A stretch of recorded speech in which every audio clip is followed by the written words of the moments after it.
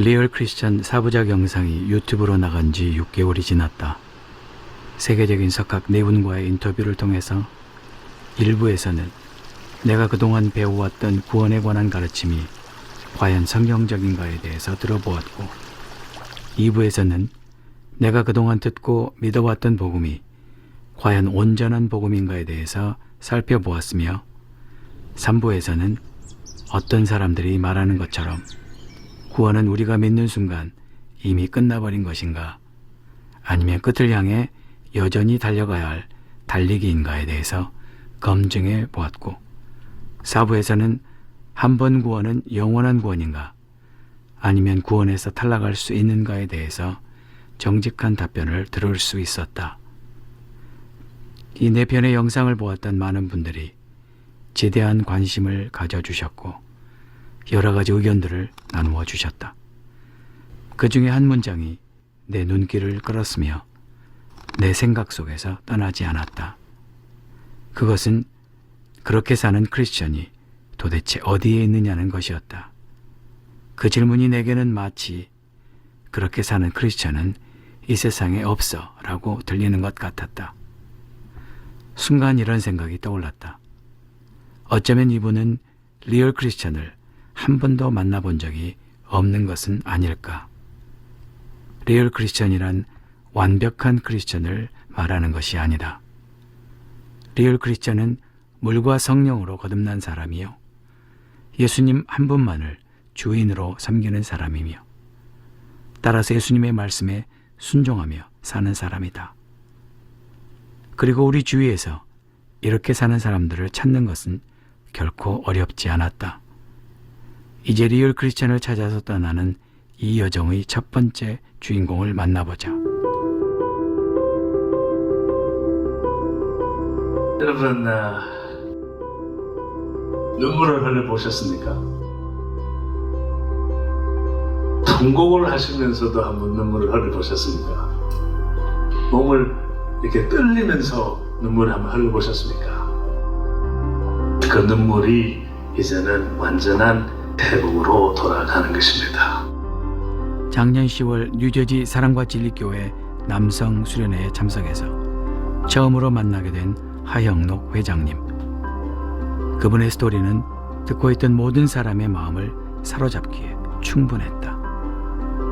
그리고 우리는 하영록 회장님의 회사와 가정을 방문하였고, 회사 직원들의 거침없는 고백과 가족들의 진솔한 이야기를 들을 수 있었다.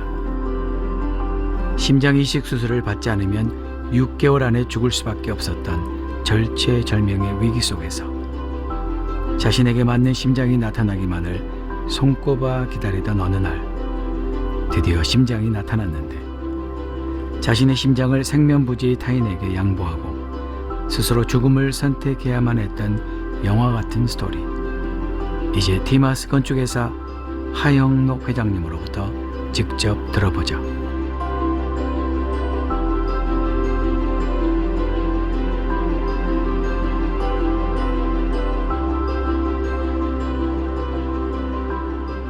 미국에 1969년도에 와서 좀 힘들게 좀 살았습니다. 미국에 13살에 도착해서 14살 때부터 일주에 한 30시간씩 일을 했으니까요.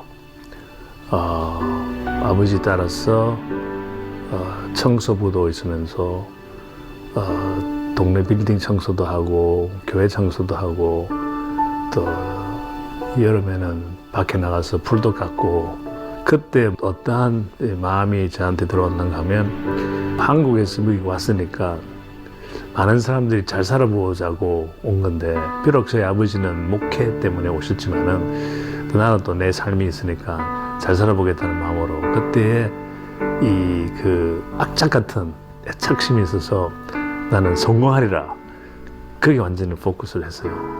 그 성공이 뭔지는 모르지만은 그냥 보통 사람들이 말하는 성공이라는 것은 남이 알아주는 거, 그렇죠. 물론 돈도 좀 많이 버는 거, 뭐 가지는 것도 많고, 뭐 좋은 집에 좋은 차는 뭐 당연하겠죠. 그 성공이라는 게 단어 하나에 이 나라에서 성공한다는 그러한 그 앰비션이라 그러나, 그것은 좀 강했어요. 근데 그 강한 것을 이렇게 보여주는 것은 완전히 열심으로 일하는 거였어요. 그리고 또 정확하게 일하고 열심히 일하는 거, 또 몸으로 때우는 거. 그 대학교를 졸업하고 대학원을 다니면서도 그냥 이 가지고는 안 되지, 졸업장만 있으면 안 되지 해서 경험을 더 쌓아야지 하면서 대학원도 다니면서 대학교에 가서 또 가르쳤습니다. 대학교에서 24살에서 커뮤니티 칼리지, 미국에서 컴퓨터 프로그램까지 가르치고 그 전공도 안 했는데, 근데 그런 경험이 하나씩 경험이 돼서 많이 빨리 제가 성공의 길로 가는 것도 되는데, 제가 어릴 때 항상 하고 싶은 게 있었어요. 건축가가 아니었고 저는 파일럿가 되고 싶었어요. 그래서 생각하는 것은 다 해야 된다. 그래야지 이것이 나의 바탕이 되리라. 그래서 비행기 운전 조종사 하는 것도 배웠어. 파일럿 자격증도 따고.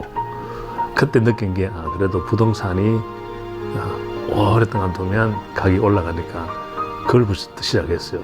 중력 될 때쯤까지만 해도 한 6집을 제가 이제 가지고 또 매니저를 또 하기 시작하고, 내가 그때 다니던 회사에서 28인가 29이 안 됐을 때쯤 중력, 그러니까 principal, 그러니까 principal이라는 것은 그 회사의 주인이 되는 거죠. 그때의 그 회사가 꽤 큰 건축 설계 회사인데 그때의 중력은 다들 50대, 60대였어요. 한 사람이 45살이고 제가 그때 28, 29이거든. 그래 빨리 올지는 몰랐어요. 그걸 또 일단은 너무나 감사해서 흐뭇한 마음으로 기분이 좋게 우리 보스 오피스에 나와서 내 오피스를 가려면 여기서 한 50feet에서 100feet를 걸어야 되는데, 걸어가는데 그때는 진짜 구름을 탄 기분이었습니다. 저절로 쑥 날아가는 기분인데, 그래서 저 오피스에 딱 들어갔어요.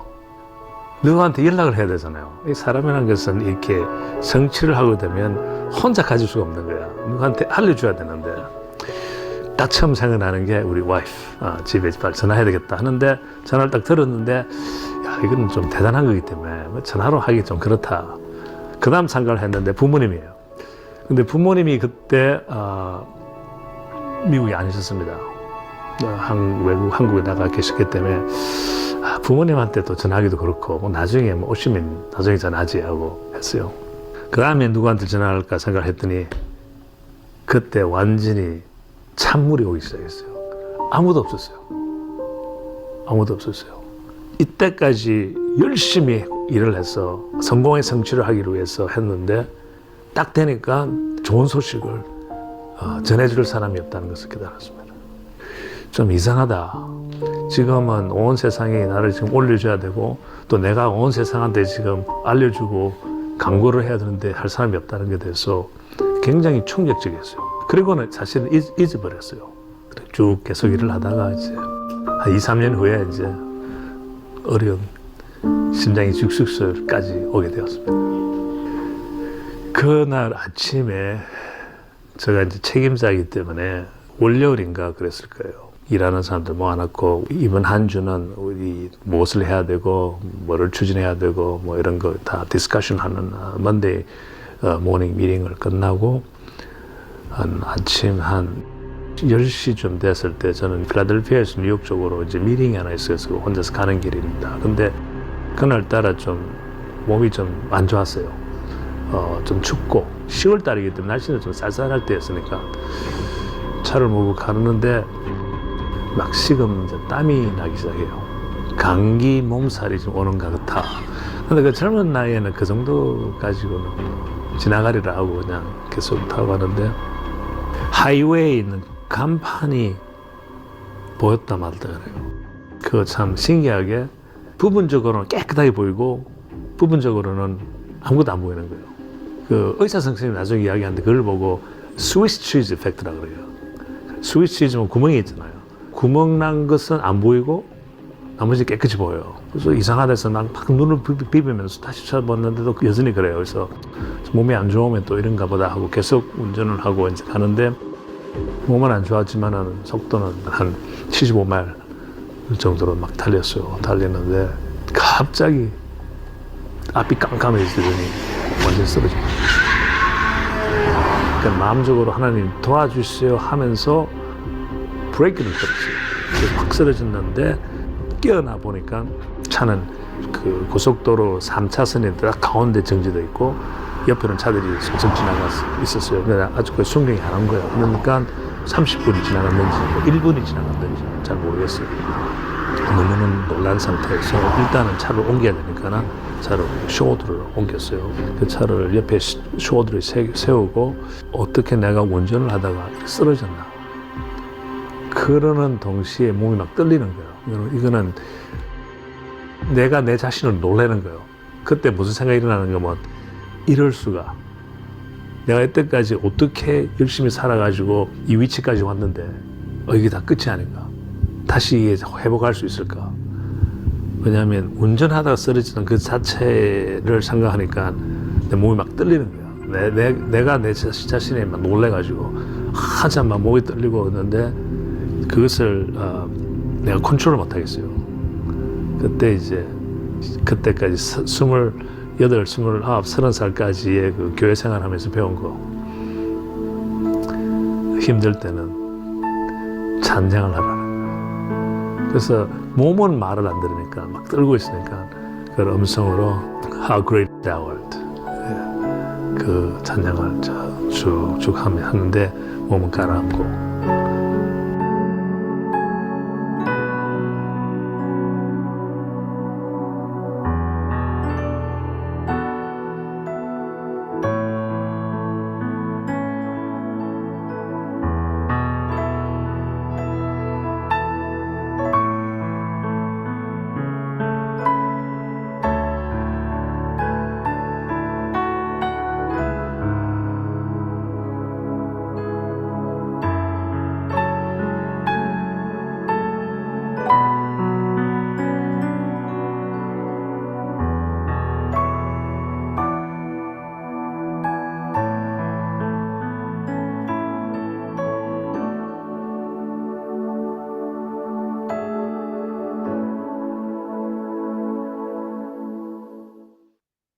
그 다음에 집에 와서 좀 피곤해서 소파에 들어 누워서 있는데 그 아직까지 얼굴이 조금 약간 어지러운 약간의 그 상태가 있었어요. 그래서 누웠는데 가만히 있는데 이제 셔츠가 있었는데 이게 이렇게 움직이는 게 아니고 이렇게 움직이는 거야. 그래서 이게 왜 그래? 안에 뭐가 있나 싶어 쳐다보니까 이게 움직이는 거야. 그걸 보니까 심장이 그렇게 뛰고 있는 거예요. 남동생이 이제 의사니까 그때 그 메디컬 스쿨을 다니고 있는데 했더니 자기도 당을 하면서 일단은 제일 가까운 근처에 사는 친구를 불러서 혼자 운전하지 말고 같이 가라는 거예요. 그래서 이제 친구를 전화했더니 그 친구가 병원에 데려갔어요. 동네 에머전시룸에서 바로 페이스메이커 수술을 해야 된다고.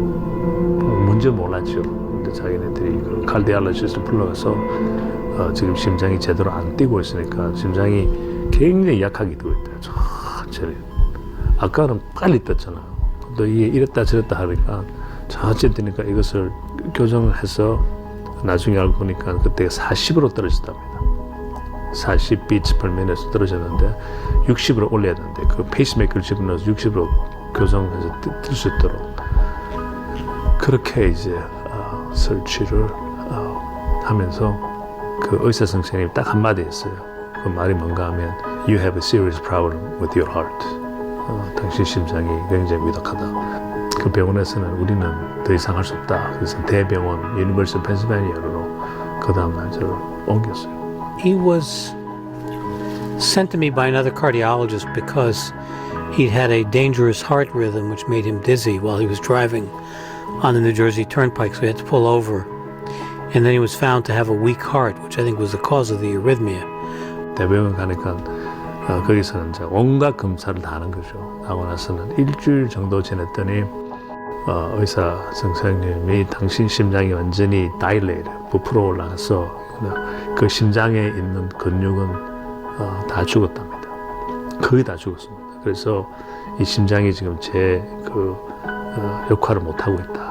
그때 우리가 아는 오늘날의 메디컬 지식으로서는 고칠 수 없어. 우리 생각에는 이게 아마 1년 아니면 1년 반도 못 갑니다. 그때 가서는 심장 이식 수술밖에 없습니다. 그러더라고요. 그때는 뭐 깜짝 놀랐죠. 이럴 수가 있을 수가 있냐고.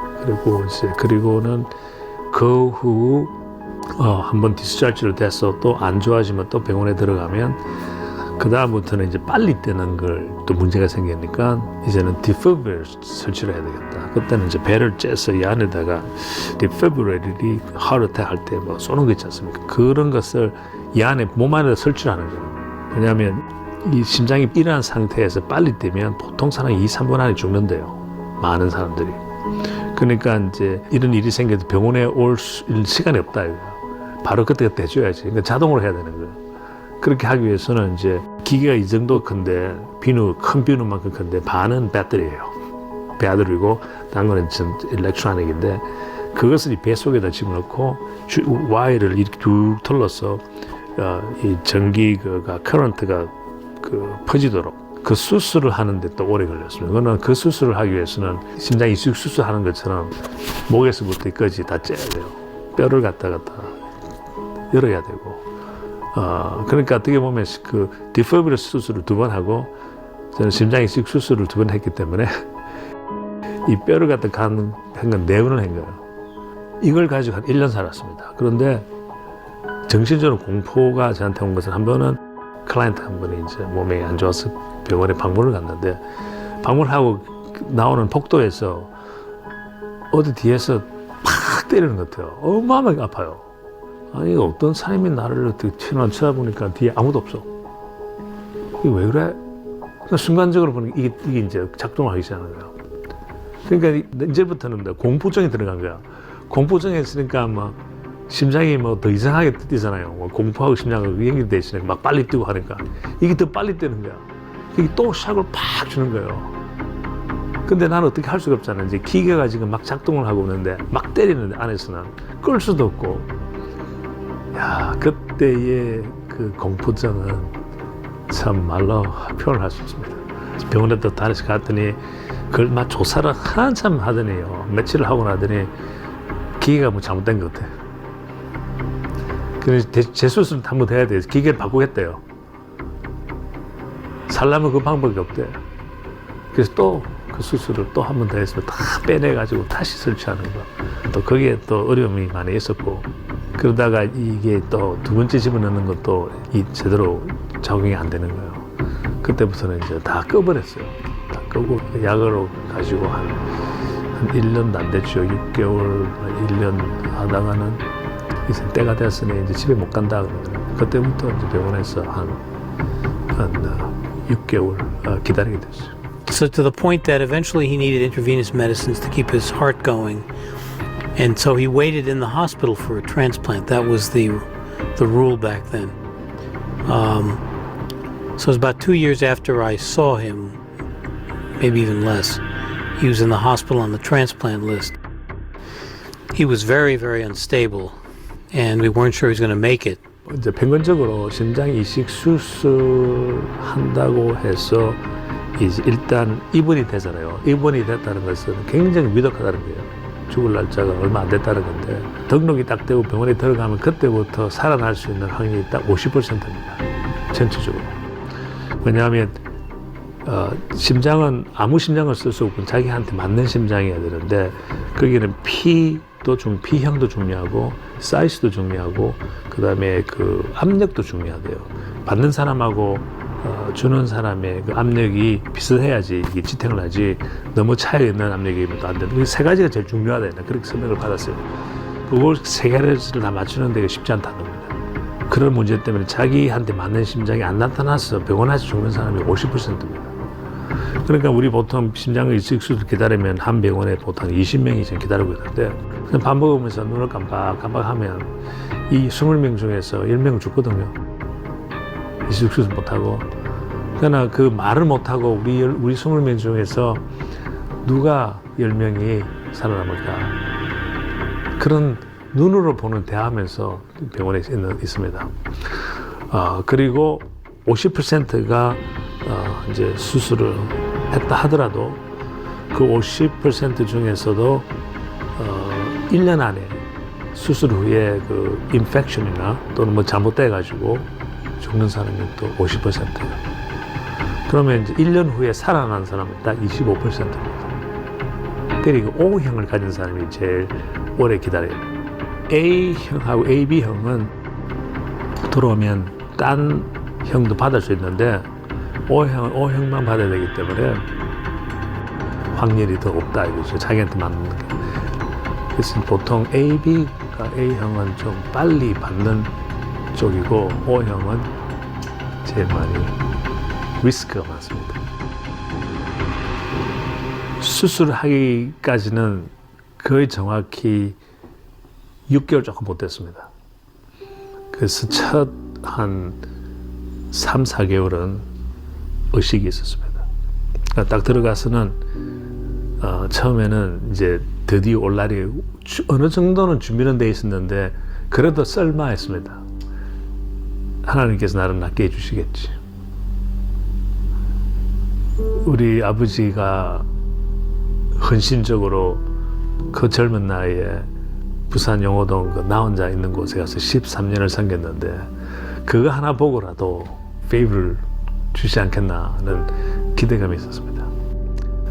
또 많은 분들이 와서 기도도 그렇게 했고 또 기적적으로 나을 수 있다는 그러한 기대감과 그 믿음의 희망이 있었어요. 그런데 이제 나음이었고 힐링이 안 되고 병원에 이제 완전히 집에도 못 가고 기다리는 그 시간이 딱 되니까 죽을 확률이 병원 안에 기다릴 때 50% 하면서 그때는 이런 모양을 그냥 기다리는 게 아니잖아요. 그때는 심장이 제대로 못 되니까 이 안에 그 목으로 통해서 줄이 한 4, 5, 6개가 들어가요. 모두 많은들 하고 또 이게 전부 다 아이비로 다 꼽혀 있고 내 마음대로 움직이지도 못하는 그런 몸인데 첫 2주는 너무나 당황하고 이럴 수가 하면서 하나님한테 사실 좀 심각하게 반항을 했습니다. 어떻게 이럴 수가 있느냐고. 아까 이야기대로 분명히 성경에 하나님을 사랑하고 순종하고 믿으면 아무리부터 3대까지 축복을 준다고 분명히 써 있는데 우리 아버지가 뭐 큰 게 잘못했다고 아무리 잘못해도 거듭나서 하나님을 새로 믿고 그 뜨거운 마음으로 나 혼자 촌에서 13년을 섬겼는데 아무도 안 간다는 곳에 그러면 그 정도 됐으면 내 축복받아야 되는 거 아닙니까? 근데 이거는 축복이 뭡니까 이게? 이럴 수 없다. 당신이 하나님이 정말 살아 존재하시냐? 그때까지는 이제 미국에 와가지고 제가 뭐 출세하고 잘하는 게 다 이제 하나님 도와주셔서 했다고 저는 생각을 하고 있거든요. 뭐 당연 하나님의 계획 속에 있었겠지만은 심장이 수술하는 그 자체를 참 받아들이기 힘들었습니다. 커튼을 문 닫았고 늘사한테는 아무도 안 본다 그래서 2주 동안 방을 하다가 딱 방법이었거든. 의사도 뭐 어떻게 도와줄 수 없고 그냥 가만히 기다리는 건데 나도 기다렸는데 이제는 진짜 하나님이 필요한 거야. 그죠? Desperate. 예. 이제는 나는 하나님이 내 심장을 낫게 하는 기적이 아니고 이 심장이 나타나는 기적을 주셔야 되잖아요. 왜냐면 50% 죽으니까. 그러니까 하나님 앞에 안 매달릴 수가 없게 딱 만드는데 이것은 더 이상 조건도 없이 100% 순종할 수밖에 없는 그런 곳을 딱 하나님께서 저를 딱 만드신 것 같아요. 그때 이제 아무것도 할 수 없으니까 이제 물에 빠진 그 사람이 그냥 뭐든지 잡으려고 하듯이 지푸리라도 잡으려고 하듯이 그 지푸리 처음에는 이제 성경이 되었죠. 근데 고백을 하자면 그렇게 교회도 열심히 다니고 했지만은 성경을 한 번도 체계적으로 읽은 적은 없었습니다. 물론 부분적으로 성경 공부나 설교를 통해서 어릴 때부터 다녔기 때문에 주일학교를 통해서 성경에 있는 이야기는 다 알죠. 또 뜻도 다 알고, 그러나 체계적으로 읽어보지게 됐어요. 그래서 나는 부분적으로 어느 정도 알고 그러면 그 성경을 저는 안다고 생각했고, 예수님이 누구나 건 아니까 안다고 생각했는데, 근데 이제 읽으면서 야, 진짜 그 하나님의 체험은 진짜 말씀에서 오는 거구나. 그 창세기부터 요한계시록까지 읽는데 그렇게 재밌을 수가 없어요. 그전에는 별로 재미없었거든. 이야기 중심으로 들었지. 너무 재미있으니까 그럼 이번에는 한국말로 한번 읽어봐야 되겠다. 한국말 한 번도 안 읽어봤으니까.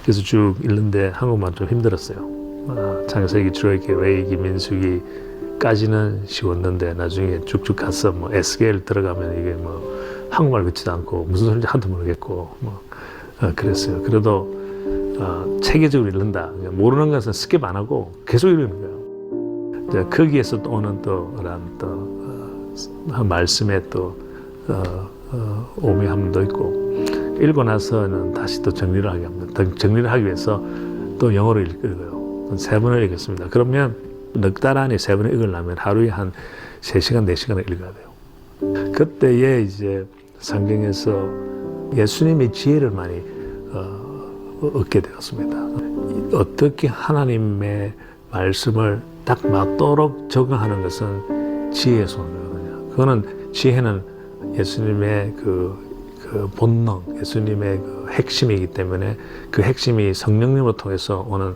그런 것을 이제 체험하기 시작하는 거예요. 이것은 이렇게 적용하고 예수님 곁에서는 이렇게 아마 했을 것이다, 이렇게 대답할 것이라는 것에 대한 것을 많이 제가 체험하기 시작했어요. 성경을 이제 3번을 읽는데 계속 읽는데 뭐가 저한테 이제 새롭게 느껴지는가 하면, 도대체 내가 이 성경을 한마디로 표현하자 그러면 뭘까, 이런 생각이 자꾸 일어나요.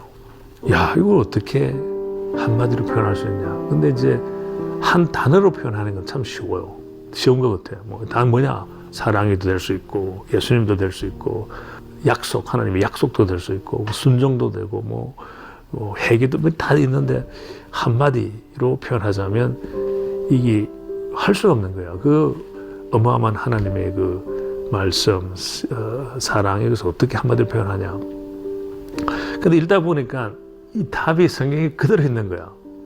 성경에 있는 모든 것을 법과 율법을 요약해서 이것이다, 이것이 성경에 나와 있는 거예요. 근데 한 번 나오는 게 아니고 그것도 내가 기억하기로 7번 나오는데 그 2-3번은 성경을 이렇게 요약한다.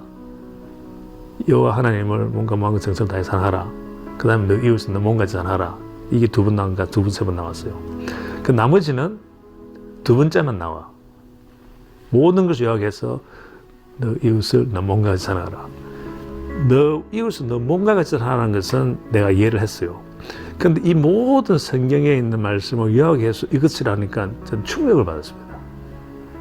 무슨 충격을 받는가 하면 처음에는 좀 시시하다고 봤어요. 처음에 느꼈을 때는. 왜냐하면 이웃을 사랑하라는 것은 모든 종교에 다 있다고는 생각하거든요. 또 그렇다고 다들 그랬고, 뭐 모든 종교도 이웃을 사랑하라 되어 있는데 안 믿는 사람도 이웃 사랑하는데 이게 왜 들어가 있냐.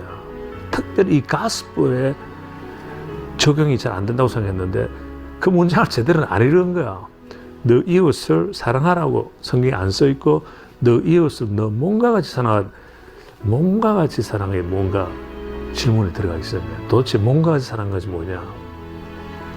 그래서 못 깨달았지만은 처음에는 그 말씀을 예수님의 삶하고 딱 비추어 보니까 100% 이해가 되는 거야. 예수님께서 우리를 사랑하셔서 자기 몸을 희생했다.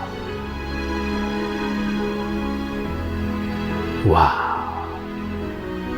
그러면 이 모든 것을 요약하면 너 이웃은 너 몸과 같이 사랑, 즉 너 이웃을 위해서 친절하는 게 아니라 희생을 하라고 했대. 나는 이때까지 너 이웃을 위해서 친절하게 살았지 너 이웃을 위해서 희생을 안 했거든. 우리 예수님은 우리를 위해서 친절하시지 않고 우리를 위해서 희생을 하시는 거예요. 그걸 깨달았을 때 이것이었구나. 이게 복음이구나. 이 간단한 요약 같지만은 어마어마한 그 하나님의 사랑이 들어가 있고 하나님의 약속이 들어가 있고 그 순종이 들어가 있고 예수님의 그 핵심이 들어가 있구나. 그러다면 나 어떻게 살아야 돼요? 희생을 하고 살아야 된다. 이웃을 친절할 수 있는 것은 안 믿는 사람도 할 수 있고 그것은 가스펠이 많이 아니다. 가스펠은 복음은 희생을 할 수 있어야 된다. 이제 성경을 쭉 이제 읽으면서 희생이라는 것은 예수님처럼 우리 몸을 바쳐서 죽을 수도 있지만은 희생이라는 것은 나의 자존심을 희생하는 것. 저 친구한테 가서 미안하다 소리 하고 싶지 않는데 또 계산을 해보니까 내가 미안한 게 없거든. 저 친구가 더 잘못했지. 그래도 가서 야 지난번에 미안하다 싸웠어. 그 얼마나 자주 그 희생은 진짜 희생이거든. 우리 삶 속에. 이제 그런 것을 이제 그 지혜로 깨닫기 시작하는 거예요. 그거는 희생이라는 것은 꼭 우리가 죽으라는 소리가 아니고 예수님께서는 우리 자존심이나 또 우리 가지고 있는 어떤 재산이나 뭐 이런 것도 다 희생적으로 이웃을 위해서 나눌 수 있는 그러한 것이 예수님께서 우리한테 보여주시고 가르쳐 주셨구나. 그때부터 난 그렇게 살리라 이제 마음을 이제 먹으면서 작정을 했어요. 우리 와이프랑 같이 우리 다시 한번 태어나서 내가 살아서 이식 수술을 성공적으로 해서 우리 나가게 되면 이것을 가지고 한번 살아보자. 이제 5개월 딱 지나니까 진짜 의식이 읽기 시작했어요. 넉 달은 제가 성경을 읽었지만은 5개월째에 가서는 어지럽거려서 성경 못 봤습니다.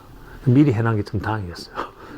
그때는 이제 책도 못 읽고 뭐 TV도 볼 그런 그 집중력도 없고, 근데 5개월 정도 딱 지나니까 의식을 잃고 이제 깨우면 일어나는데 계속해서 의식이 잃는 상태였어요. 사람들이 왔다 갔다 했는데도 나중에 몰라요. 누가 왔다 갔다 하는데 모르겠다 할 정도. 또 의식이 깨면 또 어느 정도 괜찮고, 이러면 저 기억을 못하고, 그런 상태에서 의사 선생님이 나한테 오더니 한 번은 Tim, you have a good news. 좋은 소식이 있다고. 무슨 알아들었죠.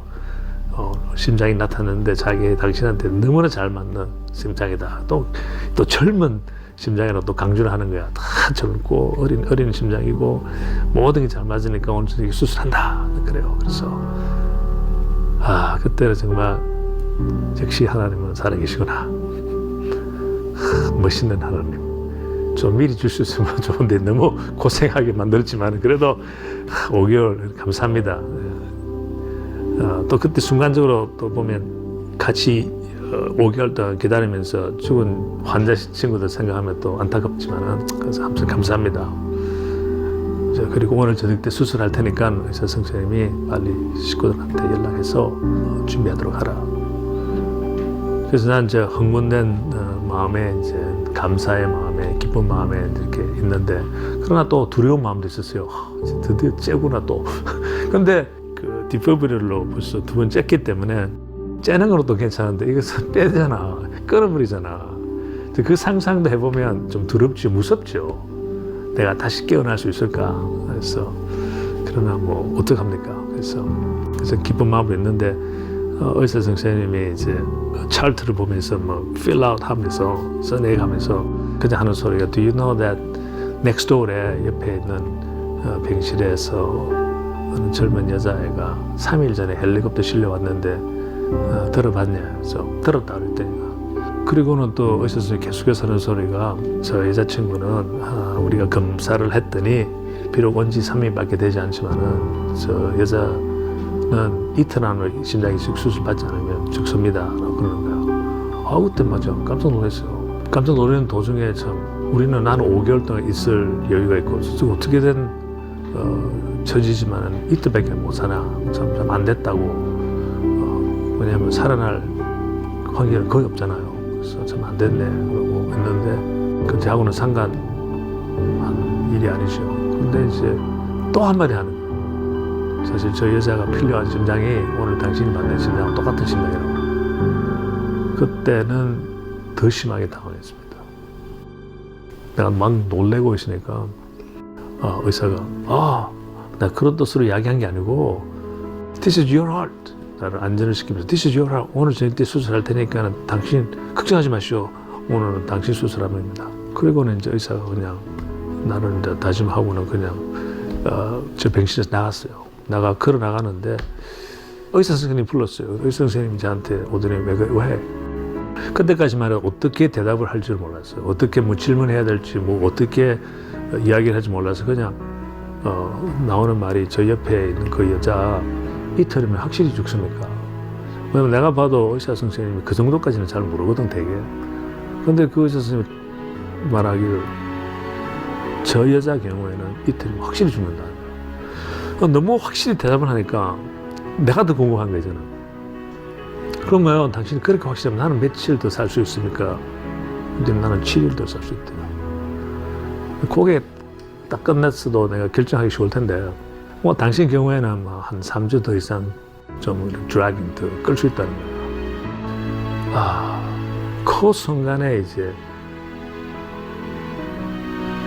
성령님이 찾아오시는 거야. 내가 느끼네. 하나님 말씀이 오는 거야. 너 이웃을 너무같이 사랑하라. 그때는 순간적으로는 그 말씀이 싫었어요. 왜 이것을 지금 나한테 주십니까? 희생. 예수님 죽었다. 이거 죽으라는 소리예요. 이것을 위해서 희생하라. 그리고는 벌써 와이프하고 기도로서 내가 심장 이식 수술 받아서 사회에 나가면 너 이웃은 너 뭔가 자랑하라. 이 하나님 말씀을 가지고 비즈니스하고 하기로 결정을 했는데 이런 게 딱 오르니까 내가 진짜인지 가짜인지 보여라는 것이 딱 오는 거예요. 그래서 막 놀래고 막 있을 정도였어요. 그러니까 선생님은 이거는 당신 그러니까 걱정하지 말라고. 그런데 그 말씀을 듣고는 순간적으로 저를 대답해서 그러면 이 심장을 저희한테 주라고 했습니다. 의사 선생님은 그거는 절대 자기는 할 수 없대요. 왜 당신이 할 수 없냐 했더니 This is your heart. 당신 차례니까 하고 온 지 얼마 안 되니까 이건 안 된다. 근데 한참 싸웠습니다. 그러면 빨리 부인하고 연락해가지고 둘이서 결정을 해가지고 부인이 허락을 하면 하고 안 하면 못 한다는 거야. 그것도 말도 되잖아요. 그래서 내가 그때 대답을 했어요. 그때는 의식이 딱 완전히 깨어가지고 머리가 잘 돌아갔어요. 이보시오. 내가 만일 부인한테 연락해가지고 허락을 받는다 치자. 그러면 저희 부인 나 사랑하는 부인이에요. 나 죽기를 원하는 부인이지. 절대 허락 안 해줄 거라고. 나 같아도 허락 안 해준다 그랬어. 내가 이 상태에 있지만은. 그래도 의사 선생님 그렇네 하면서 그러면 자기가 받기로 하고 그날 그 심장 그 여자한테 갔어요. 그래서 그날 밤 그 여자가 예, 그 여자한테 가고 내가 오늘 그 받는 그 심장 그 여자한테 수술을 하게 됐어요. He did was really very altruistic, and he probably saved this woman's life. But I thought this was the calm before the storm, and he really needed a heart, that his heart would get worse. And sure enough, it did. 그리고는 저는 정확히 7일 후에 의사 선생님 말대로 저는 완전히 의식을 잃었어요. 그때. In December 1992, he was critically ill. He was sedated. So he doesn't remember that part of his hospitalization, but he was sedated to try to prevent him from going into these bad heart rhythms. 그리고 이제 그 3주 후에 심장이 나타났는데 그 3주 후에 봤던 심장은 좀 안 좋은 심장이었어요. But eventually he got a transplant in January 1993. It wasn't an ideal heart, so we called it a marginal heart. 딴 병원에서 이거는 좀 건강한 심장이 아니다. 그 딴 딴 병원에서는 이거는 우리는 못 쓰겠다. But it was good enough, it was better than his own heart and good enough to allow him to get out of the hospital. 근데 우리 의사 선생님이 그걸 보고 자기는 울었답니다. 왜냐면 내가 이제 그 좋은 심장을 얘한테 기부하고 안 좋은 심장을 지불해야 되니까 자기도 참 너무너무 힘들었대요. And so, you know, while he was so unstable, we were thinking, boy, could really use that heart that he altruistically gave to somebody else who was very sick. 그러면서 그때부터 자기도 많이 이제 바뀌기 시작하고 그래서 일단은 그 심장에 제가 이제 하게 됐어. 그래가지고 이제 6년을 더 살게 됐죠. 만일 그때 쓸만한 심장이라도 나타나지 않아서 이식 수술을 받지 못했더라면 그는 어떻게 되었을까요? 라고 아이젠 박사님께 물었다. He'd be dead. He would have had a fatal heart rhythm and would have died.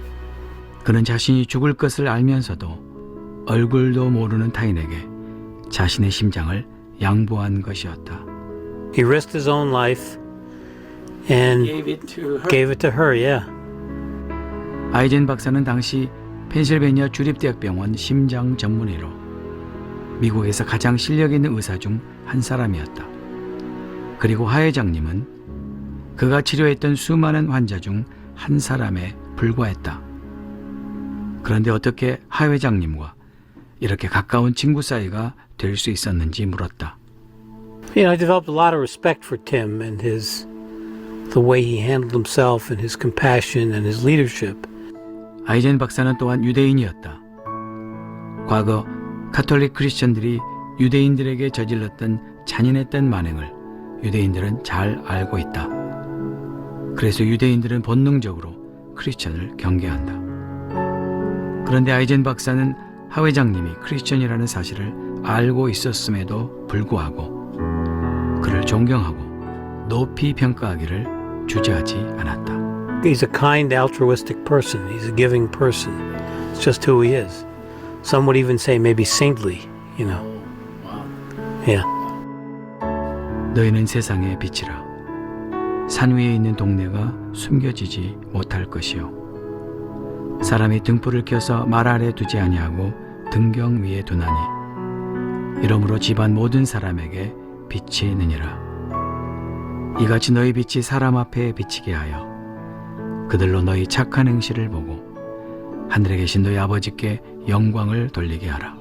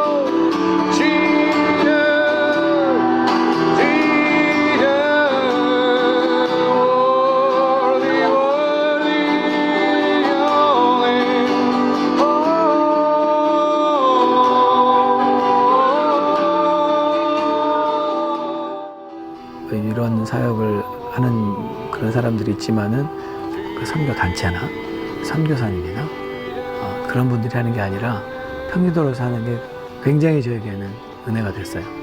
맨하탄 이 노숙자 사역을 시작하시게 된 경위, 배경을 먼저 이렇게 한번 설명해 주시면 감사하겠습니다. 네. 이제 저는 한무리교회를 다니는데요. 그 한무리교회 안에 이제 저희 집사님이 한 분 계셨어요. 근데 이분은 이제 천주교 교인들하고 같이 이제 노숙자 사역을 하셨어요.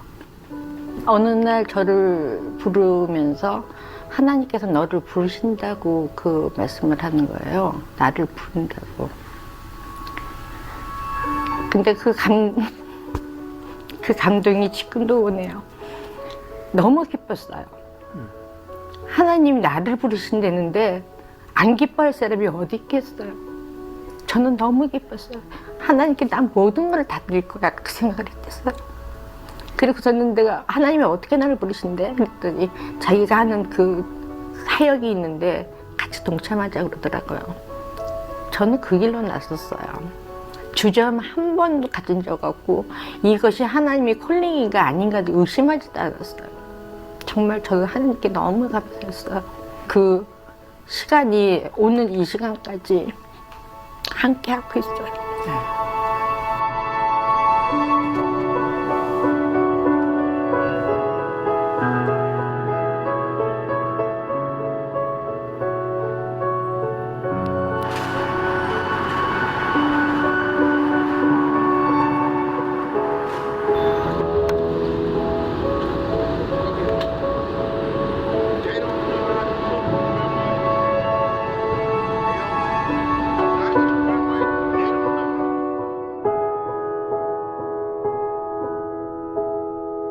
어떤 분이 이제 음식을 이렇게 도와주셔가지고 그걸 할 때 그게 식을까봐 막 뛰어가셨다고 하셨잖아요.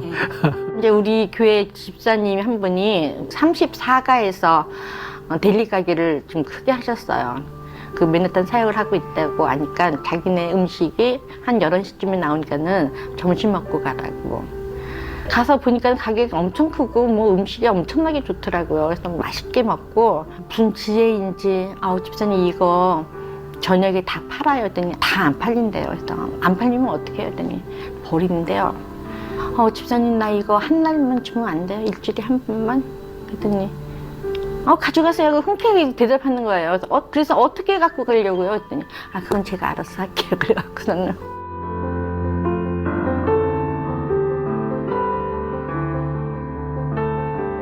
가방이 있어요. 빨래 가방. 거기다가 플라스틱 통 큰 거 이렇게 10개, 20개 이렇게 차곡차곡 해갖고 접시하고 뭐 포크 스푼 뭐 다 챙겨갖고 나가니까 막 이렇게 되더라고요. 그래서 그거 걸러매고 1불짜리 버스를 이제 조지 워싱턴 브리지 타고 지하철 타고 가는 사람들한테 전도지 나눠줘. 그때는 제일 행복했던 것 같아요. 만나는 사람 다 이제 아니까는 영국 승무원한테도 뭐 전도지 나눠줘. 또 빵도 좀 있으면 나눠줘. 그렇게 해서 이제 뭐 45가에서 환승회가 34가까지 가서 기다려요. 이제 거기가 이제 끝날 때까지. 그러면은 이제 집사님 담으세요. 그러면은 이것만 담. 왜냐면은 단 1분이라도 저는 아깝거든요. 겨울에는요 정말 음식을 템블럭을 이제 걸어가려면은 힘들어요. 처음에는 한 30분도 더 걸려서 40분 걸어갔나 그랬었거든요. 근데 이 식을까봐 이 마음 졸이는 거 있잖아. 애기 엄마가 애기들 뭐 사직서를 빨리 집에 들어가서 줘야 되겠다. 맛있는 거 먹여야 되겠다는 그런 마음인 것 같아요.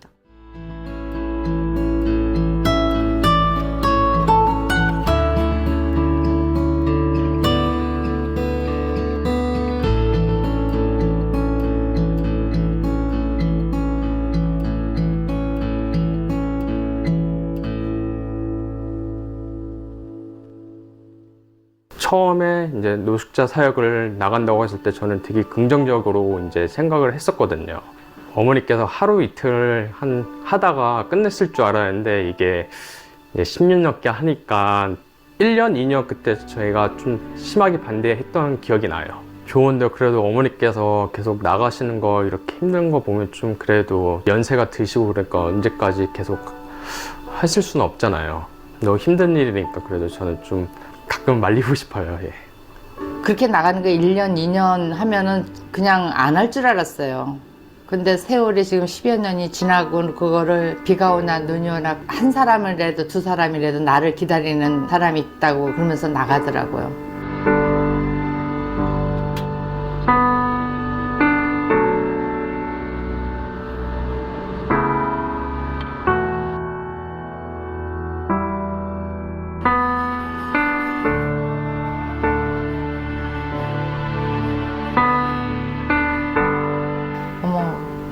대단하구나. 내 동생이라 그런 게 아니라 진짜 대단하구나. 그렇게 생각하고 이제 여지껏 살고 있어요. 어머니한테 이런 얘기를 한 적이 있어요. 아무도 알아주지 않는데 이런 걸 계속 해야 되는지.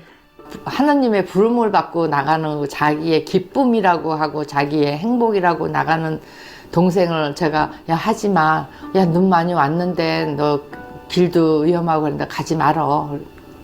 오늘은 쉬어라. 아니래 간대. 그 눈보라를 뿌리치고 나가더라고. 진짜 절실한 크리스찬이다. 우리 문 집사님이 사명감을 가지고 하나님께서 기뻐하시는 일을 하고 있다는 것을 본인이 알고 또 교회로서는 누군가 가서 좀 하고 교회가 해야 할 일이기 때문에 문 집사님이 가서 해주시는 것이 너무 감사하고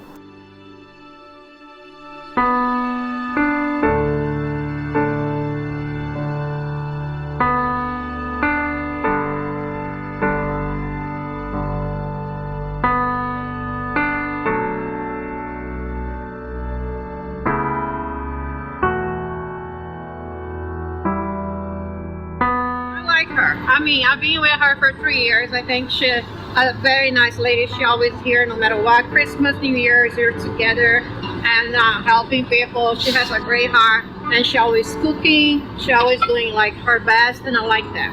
She really cares about the people. I like that, really. I learned a lot from her. 처음에는요, 그 앞에서 했어요. 근데 이제 그 퇴근 시간이고 막 이럴 때는 사람들이 컴플레인을 한대요. 그러니까 내가 경찰한테 물어봤어요. 내가 어디로 갈까? 경찰도 한심한지 저 길 건너편에 가보라 그러더라고요. 그러면 그 길 건너편에 가면은 다시는 날 쫓아내지 않을 거니 그랬더니 가보래. 그래서 거기가 10년 넘게 나의 자리가 됐어요.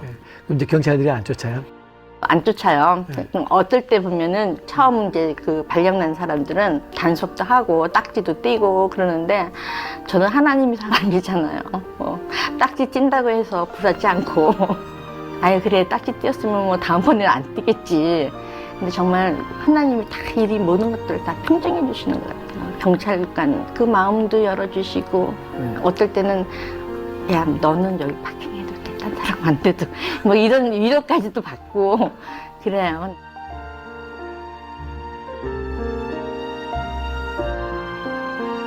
그러면 집사님은 개인의 휴가나 뭐 이런 건 아예 생각할 수도 없는데 보통 어려운 일이 아니거든요. 제가 생각해도. 저는 첫 해에 제일 먼저 서원은 하나님 저 이번에도 52주 꽉 채우게 해주세요가 제일 첫 번째 서원이고요. 그리고 하나님께서 이렇게 나를 동행해 주시지 않으시면은 제가 이 일을 어떻게 하겠어요. 저 되게 연약하고 형편없는 사람인데 그래서 저는 오로지 하나님께 감사해요. 하나님이 함께 계시지 않으면은 그 어떤 일도 할 수가 없어요. 저는 그게 제일 먼저 하나님께 감사해요.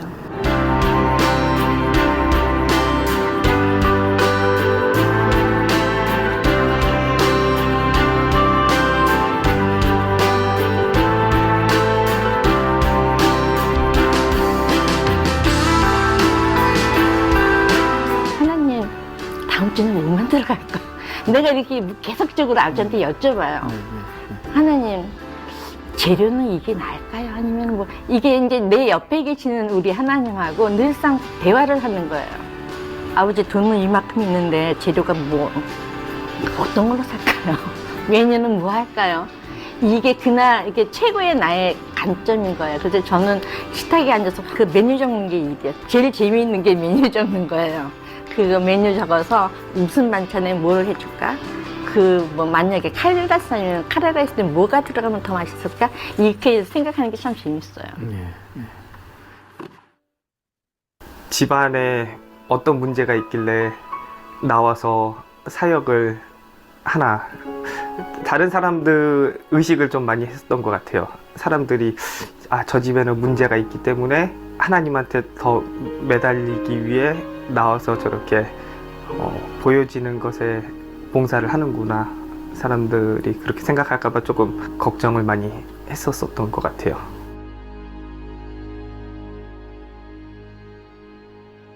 이제 이 사역을 시작해서 짧은 시간도 아니고 벌써 한 10년이 지났잖아요.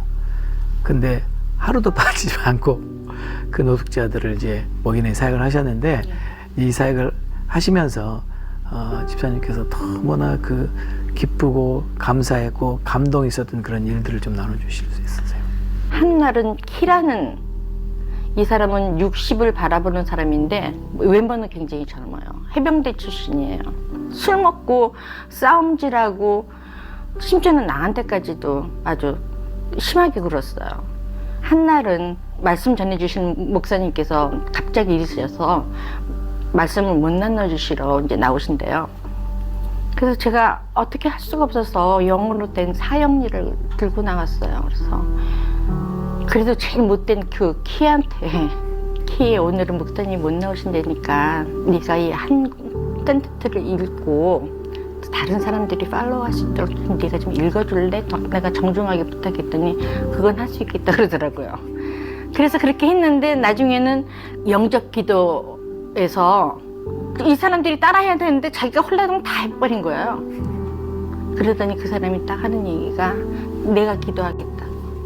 오늘은 내가 기도할게. 그러면서 내가 이제까지 우리가 다 이런 인생들을 살았지만은 내가 오늘 이 시간에 하나님을 영접하고 내가 빠르게 뭐 많은 것을 변화시킬 수는 없지만은 내가 한 걸음 한 걸음 변화한다고. 그 사람들 앞에서 공포를 하더라고요. 자기가 실행하더라고요. 술을 안 먹고 우리 아들 앞에서 담배 안 피고 그리고 미리 나와갖고 깨끗한 정신으로 있는데 그 얼굴이 매 주마다 달라지는 거예요. 그 눈이 초롱초롱한 눈으로 변해가더라고요. 그래서 하나님이 내가 실망하실 때 저 사람 키를 통해서 이렇게 내가 일하고 있어. 너 나 믿어봐.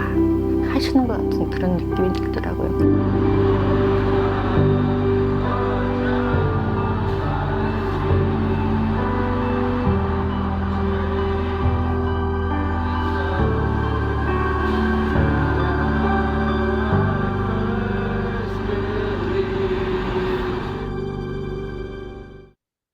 시작할 때부터 지금까지 어떻게 그렇게 그 노숙자 영혼들을 사랑할 수 있는지. 가서 보면은 그분들이 나를 더 사랑해요. 그분들이 더 나를 사랑해줘. 네. 나는 정말 이만큼 드리는 것밖에 없는데 나 집에 이렇게 들어올 때 보면은 너무나 큰 걸 받았고 있는 것 같아요. 네. 근데 지난 그 10년 넘게 이렇게 해오시면서 한 번도 빼지 않는다는 건 진짜 어려운 일인데. 딱 한 번 안 간 적이 있는데 그때 그 CND 왔을 때요. 뭐 다리란 다리가 다 막혀서 타당에 대해서 나가지는 못했거든요. 그 다음 주에 가니까는 사람들이 다 기다렸는데 너가 못 올 줄 알았어. 근데 다 뉴스로다가 다리가 이제 막혔다는 건 아니까 그래도 기다렸는데 네가 못 올 줄 알았어. 내가 정말 그분들을 안 만나면은 제대로 것 같고. 그래도 그분들 그 노숙자들의 영혼을 사랑하시는 하나님 아버지의 마음은 항상 그렇게 느끼시지 않아요? 그렇죠. 그거는 아버지께서 나한테 주시는 선물인 것 같아요. 네. 그게 없이는 못하잖아요. 네. 저는 한 번도 오늘 나가야 되는데 오늘 싫을까? 이런 생각이 한 번도 안 들었어. 그 사랑이 정말 하나님이 우리한테 해주신 그 사랑 같아요. 네. 항상 이 마음속에는 어떤 생각이 있냐면 하나님, 저는 화요일만 하지만은 월요일도 있고 수요일도 있고 목요일도 있고 금요일도 토요일도 있는데 이 날을 다 채워주시면 안 될까요? 그게 제 소원이었었어요. 근데 하다 보니까는 정말 하나님께서 월요일도 채워주셨어요. 그 자리에서 이제 같이 사역하다가 이제 나가신 분이 필그림 교회에 계시고, 이제 그분이 이제 월요일날 맡아주시고, 내가 화요일날 하고, 수요일날은 다른 분이 와서 그 자리에서 이제 빵을 나눠준다고 하더라고요. 목요일날은 조동현 목사님이 나가시고, 그래서 목사님 교회도 어느 날은 한 요일을 가끔 나가셔야 될 것 같아요. 그걸 원하세요? 저는 그게 원해요. 네. 왜냐면은 그래야지 저도 또 다른 교회도 섬기게 되고. 그러니까 다른 교회에게 섬길 수 있는 기회를 그렇죠. 줘야 되는구나. 예. 제가 또 여러 교회를 섬겨봤잖아요. 일단은 저를 좀 따라주셔야 되는데 또 안 그러시는 교회도 있더라고요. 그러면은 거기에서 이제 갈등이 생기는, 왜 교회인데 이게 욕심을 내지? 그런 생각이 들기도 해요. 이제는 또 동력자가 개인과 개인이 아니라 교회와 교회가 동력자가 되니까 또 하나님이 이 역사가 또 다른 시각적으로 이렇게 보이는 것 같아서 너무 좋았어요. 그거는 준비할 때까지 제가 또 같이 기도하고 같이 옆에서 같이 동역할 때 힘써주고 저도 열심히 목사님 하는 사역에 도와드리면서 또 새 장을 열어가는 거죠. 새 날을 열어가는 거죠.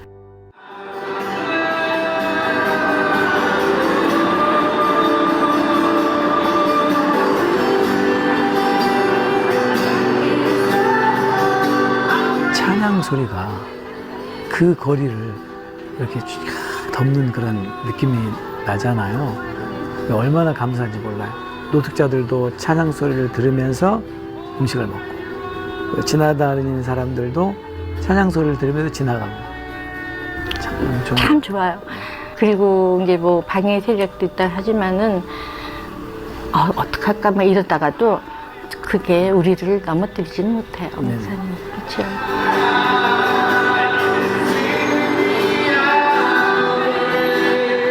굉장히 의욕적이에요. 살아있는 그런 생동감이 있어서 참 좋아요. 그리고 찬양도 그렇고 저는 그 조마조마해요. 집사님이 그 찬양 아주 울려 퍼지는데. 근데 그게 다 녹아지더라고요. 저 소리에 모든 인간들, 저 생명들이 다 살아났으면 좋겠어요. 저는 뒤에서 그렇게 기도하거든요.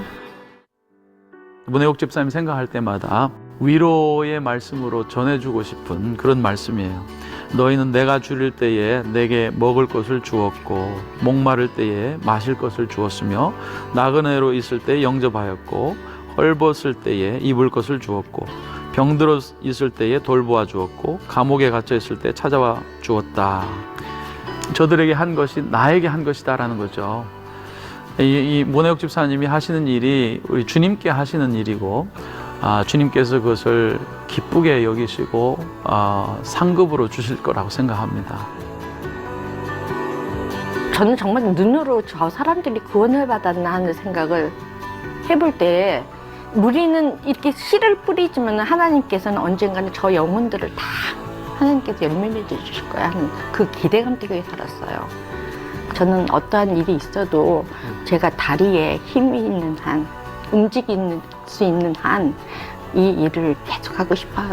그게 나를 살리신 하나님에 대한 의리라고 생각해요.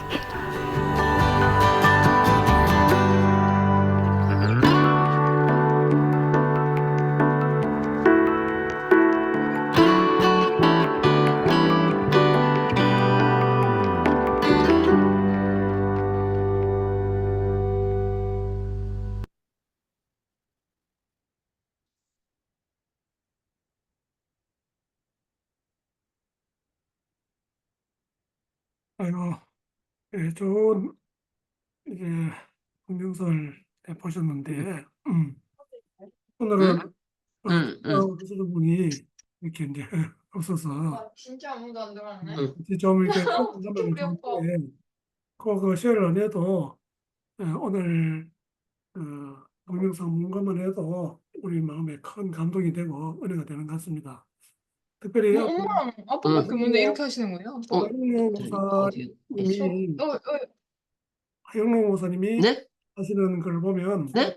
하영룡 목사님이 이야기하신 거를 하영룡 목사님이 아니고 건축 아니 하영룡 회장. 목사님 맞아요. 하영룡 목사님이고 그런데 이제 건축도 그 회장님이신데 오늘 그 이야기하는 걸 들었을 때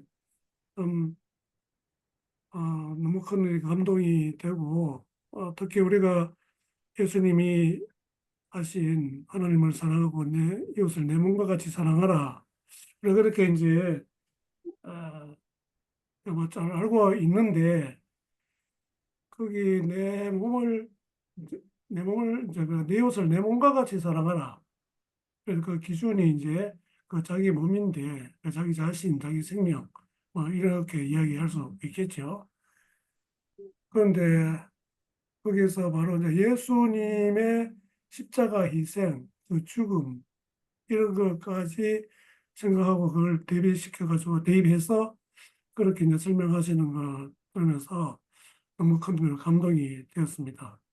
그래서 우리가 이웃을 사랑하는 것도 상당히 형식적으로 또 어떨 때는 뭐 남을 의식하면서 하는 그런 경우도 있을 수 있는데 진짜 자기를 희생하면서까지 그렇게 사랑할 수 있는 그런 그 주님의 사랑을 생각하면서 우리도 그런 사랑을 실천할 수 있는 우리 모든 그리스도인 되면 참 좋겠다 하는 그런 생각을 이제 해보게 되었고요.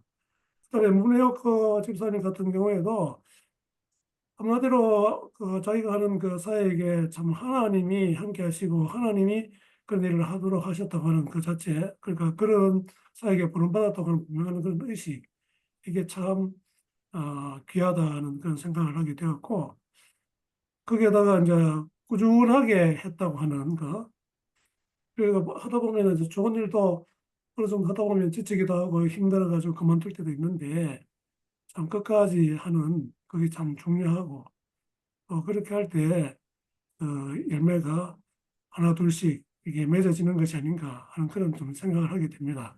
우리가 나무를 한 그루 심어도 수년을 손을 봐야 되고 그 뒤에야 이제 열매가 이제 맺어지는데 우리가 너무 성급한 그런 생각으로 일하고 또 빨리 어떤 열매를 얻으려고 하는 그런 측면이 특별히 우리나라 사람들에게 많은 것 같아요. 그런 것을 다시 한번 돌아볼 수 있는 그런 기회도 된 것 같습니다. 그레이스님은 좀 어땠는지 모르겠네요. 뭐 저는 그 어쨌든 뭐 저기 아들 주성이 생각, 성지 생각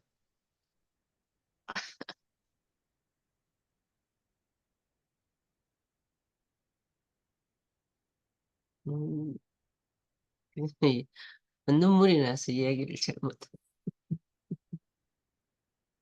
예, 뭐 무슨 뭐 의미인지 뭐 다 이제 알겠고, 어, 사실 이제 우리가 앞에 이제 두 차례에 걸쳐가지고 리얼 크리스천 그 참된 그 복음이 어떤 것인가, 하나님 나라의 그 복음이 어떤 것이라는 것을 우리가 듣고 이제 새로운 깨우침을 또 많이 받고 했는데 이런 실제적으로 살아가는 삶의 어떤 모습을 보이는 게 많은 사람들한테 진짜 영향력을 많이 미치겠다는 이런 또 생각을 하게 됩니다. 사실 당연히 이제 그렇게 해야 되고, 근데 이제 하영록 목사님은 제가 거기 처음에 나온 책이 P31, 그래서 그 잠언설 31장을 가지고 그 아, 참, 그분이에요? 예, 간증좀 해가지고 아, 그 이야기를 했는데 아주 책이 좋고 저도 많은 사람한테도 권하기도 하고 거기 보면 자기의 어떤 삶이 이제 그대로 다 드러나 있거든요. 그 뒤엔 또 페이버라고 하는 또 책도 나오고 그다음에 W31 또 이런 또 책이 나오고 또 최근에는 보니까 이게 메이크 뮤직이라고 하는 이런 또 책도 펴냈네요. 한 4년 전에 나왔는데 관계가 음악이 되게 하라 뭐 이런 부제가 이제 붙어 있고요. 그래서 이게 안 읽어보신 분은 P31 요거는 부제가 성경대로 비즈니스 하기. 그래서 이분이 이제 건축을 하시는데 특별히 주차장도 이제 건설하고 하는 이 일을 하시는데 아주 그 사업을 성공적으로 하신 그 책에 보면 너무 자세히 잘 나와 있습니다. 그게 많은 또 은혜도 될 거고요. 그 다음에 이제 페이버 해가지고 이거는 그 부제목이 하나님의 특별한 선물이에요. 페이버를 하면 우리가 남에게 이제 선을 베푸는 거, 이것을 다 페이버를 하잖아요. 근데 이게 상당히 참 아름다운 그 좋은 그런 단어인데 우리가 많이 이제 페이버를 이제 또 베풀어야 된다는 이런 논지로 이제 썼던 것 같습니다. 그 다음에 이제 W31은 아마 월드에 뭐 W가 아닌가 싶은데 이거는 제가 안 읽어봤습니다. 성경대로 세상 살기 이런 구조가 되어 있고요. 아까 말씀드린 대로 관계가 메이크 뮤직은 관계가 음악이 되게 하라. 참 이것도 참 좀 재밌죠. 우리가 보통 뭐 이제 음악 그 전문 그 라디오를 들으면은 일상이 음악이 되게 하라. 이런 이제 또 모토를 또 내걸고 하는데 우리가 이제 예수를 믿으면서 조금 우리 인생이 진짜 음악이 될 수 있도록 그렇게 하면 참 좋겠다 이런 또 생각도 해보게 됩니다. 그렇게 되기 위해서는 그 참된 그 하나님 말씀, 참된 그 복음이 뭔가 하는 것을 제대로 인식하게 될 때 이제 서서히 그런 삶을 살아갈 수 있지 않겠나 하는 그런 생각을 해보게 됩니다. 예, 오늘은 뭐 이상하게 외부사는 오늘도 참석 안 했는데 우리 그레이스님이 한번 기도하시고 마칩시다. 네. 하나님, 어떻게 현실 속에서 이웃을 저의 몸과 같이 사랑할 수 있을지 오늘 이 방송을 통해서 생각하게 됩니다. 지혜를 주시고 하나님의 생각을 가르쳐 주셔서 좀 더 구체적이고 실제적인 그런 생활 속에서의 신앙을 하나님과 동행하면서 이렇게 살아가게 해주십시오. 오늘 이런 좋은 것을 가르쳐 주셔서 감사하고 예수님의 이름으로 기도합니다. 아멘. 예, 감사합니다. 예, 마치겠습니다.